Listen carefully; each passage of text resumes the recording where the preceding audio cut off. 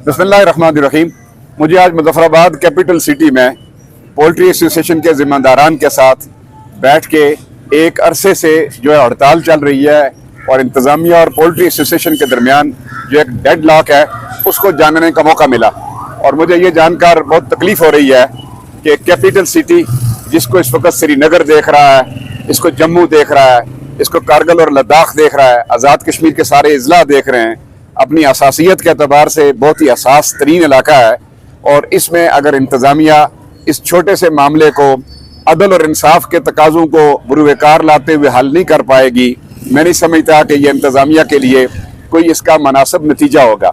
लिहाजा मेरी बतौर अमीर जमात इस्लामी आज़ाद जम्मू कश्मीर, कमिश्नर मुजफ्फराबाद से और DC साहब मुजफ्फराबाद से ये अपील होगी और मुतालबा होगा कि जनाब पोल्ट्री एसोसिएशन के साथ जुड़े ये हमारे भाई, ये भी इस आज़ाद रियासत के बावकार शहरी हैं।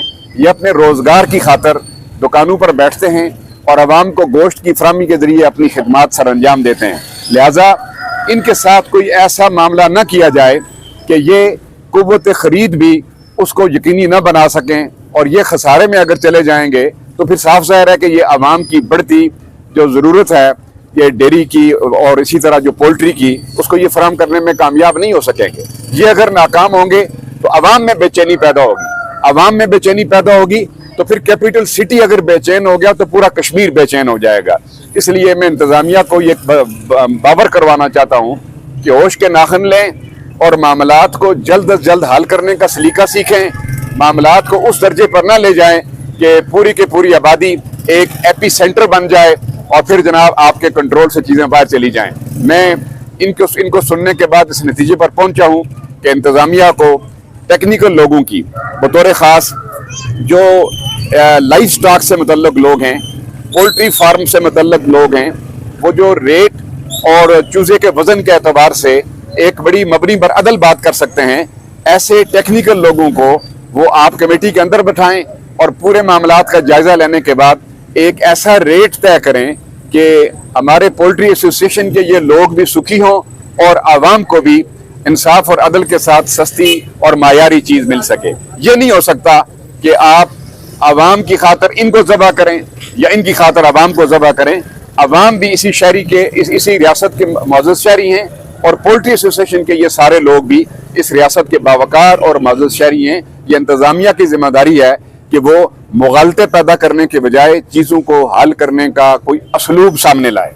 हाल में मेरे ख्याल में जिस तरह राजा आसिफ साहब ने और इनके साथ जो सारी इनकी टीम है उन्होंने बात किया है, वो मैं तो उससे बड़ा कन्विंस हुआ हूँ कि अगर ये इस हद तक भी तैयार हैं कि इंतज़ामिया अपने तौर पर ऐसे लोग कि जो उसकी नज़र में बहुत ही साफ़ सुथरे या साफ किताब को जानने वाले वो चले जाएँ, वो जनाब कोई एक आध शिपमेंट इस पोल्ट्री के लेकर आएँ और उसको ख़रीदने के बाद यहाँ बेचकर पूरी कैलकुलेशन करें। फिर आपको पता चल जाएगा कि किस रेट पर दुकानदार को क्या बचता है और गाहक को क्या फ़ायदा नुकसान होता है। तो इसकी ऑफ़र भी उन्होंने दे दी है। मैं समझता हूँ कि इस ऑफ़र के बाद इंतज़ामिया को लचक पैदा करनी चाहिए अपने रवैये में और अपने इन बावकार शहरियों के और आवाम के हकूक़ के लिए कोई एक ऐसा फार्मूला वज़ा करना चाहिए जो उनकी ज़िम्मेदारी है। और मुझे उम्मीद है कि मेरे इस मुतालबे पर DC साहब बतौर ख़ास मुतवज्जो होंगे, कमिश्नर साहब बतौर ख़ास मुतवज्जो होंगे। इनमें से कोई बंदा भी इंडिया से नहीं आया हुआ है, इनमें से कोई बंदा जो है वो कहीं बॉर्डर पार से कहीं और दूर दराज इलाके से नहीं आया हुआ है। ये इसी इलाके के शहरी हैं, इन पर एतमाद करें, इनको एतमाद में लें। यही काम इंतज़ामिया को होता है। जब तक ये एतमाद में नहीं आएंगे तो मैं नहीं समझता कि हमारा कैपिटल सिटी उसका अमन जो है उसको हम गारंटी कर सकें।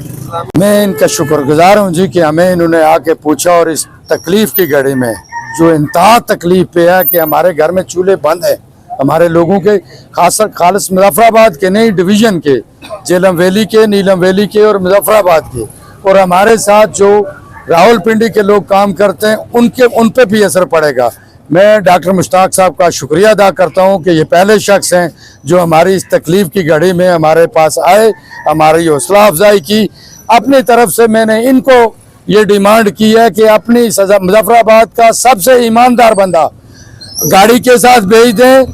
आज 1 घंटे में गाड़ी ख़त्म हो जाएगी, اس کو کاٹ کے بنا کے دینا ہمارا کام ہے. کانٹے پہ پیسے کاٹنا ان کا کام ہے. جو پیسے ہم لگا کے آئیں گے اس کا وزن وہ پیسے مجھے پورے کر کے دے دیں جو ریٹ یہ انتظامیہ دیتی ہے.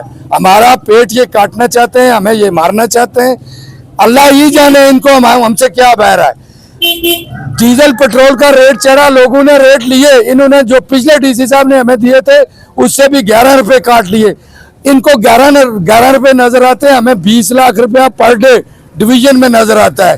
ہم اتنے پیسے نہ کماتے ہیں, نہ کما سکتے ہیں, نہ ہماری سوچ ہے.